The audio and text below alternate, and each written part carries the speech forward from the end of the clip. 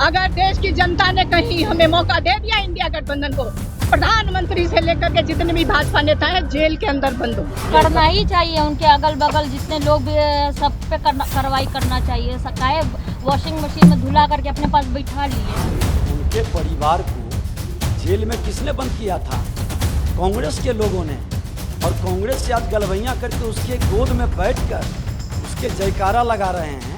प्रधानमंत्री जब आते हैं हमारे परिवार पर भ्रष्टाचार का आरोप लगाते हैं। इलेक्टोरल बॉन्ड पर कौन जवाब देगा? देश की जनता ने अगर इंडिया गठबंधन को मौका दिया तो प्रधानमंत्री से लेकर जितने भी भाजपा नेता हैं वो जेल के अंदर बंद हो गए। गुरुवार को आरजेडी सुप्रीमो लालू प्रसाद की बेटी व पाटलिपुत्र लोकसभा से प्रत्याशी मीसा भारती ने पत्रकारों से बात करते हुए यह बयान दिया, जिसके बाद बवाल हो गया।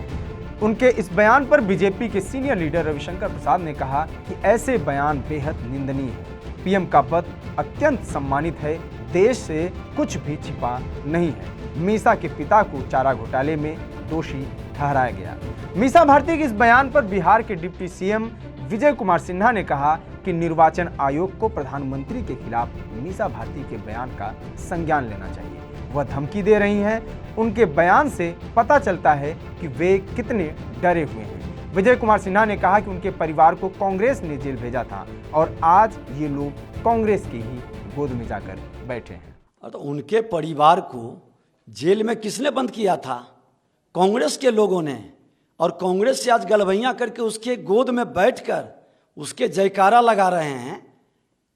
शर्म लगनी चाहिए इससे लोगों को बयान देते हुए कि जिसने जेल में भेजा और जो लोग भ्रष्टाचार के विरुद्ध लोकनायक जयप्रकाश नारायण के सामने शपथ लेकर आए थे कि जाति विहीन समाज बनाएंगे, भ्रष्टाचार मुक्त राष्ट्र बनाएंगे, चपरासी क्वार्टर में रहते थे। महलों का राजा कैसे बने?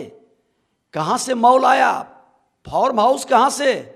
जिस फार्म हाउस में रहते हैं कैसे आया? वहीं जदयू प्रवक्ता नीरज कुमार ने कहा, मीसा भारती जी, हमने आपके भाई को 17 महीनों में बहुत पढ़ाने की कोशिश की लेकिन वो नहीं पढ़ पाए। करे नीतीश कुमार जी को इनकार कैसे कर देगा? हम जिसके साथ रहेंगे उसी की सरकार बनेगी।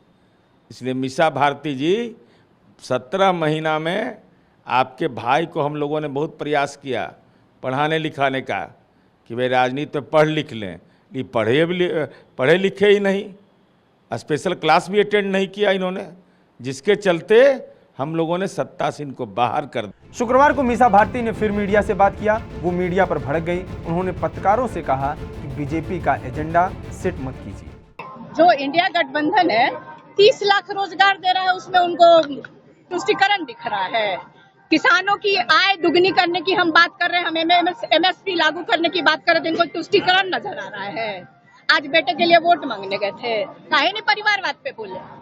वो बंद हो गया प्रधानमंत्री जी का। इलेक्टोरल बॉन्ड पे कौन जवाब देगा?